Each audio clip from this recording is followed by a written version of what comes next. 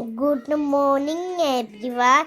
इटा मोर मम्मी मते रापी दउचन छुट्टी करे सारी चलो ब्रश करमा। हेलो देखुन केनता मी ब्रश करते ब्रश करके आली मुई एबे मोटे चना छिली छे। मम्मी एबे बनावे मैगी मोटे चना। चलो मैगी खाचे मैगी टेस्ट करके देखास बढ़िया अच्छे आमी खाई साले पाठ पढ़ी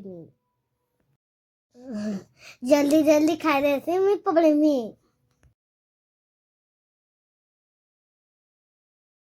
खाई साली देखो अब मुई पढ़ू छे। इटा मो स्कूल बुक इटा मो स्कूल पढ़ी मम्मा कर पढ़ी भी करबी मी पढ़ी की स्पेलिंग मैंने याद करी की लेखु छे। लागले लाइक और सब्सक्राइब कमेंट करूँ तू जय मां भैरवी।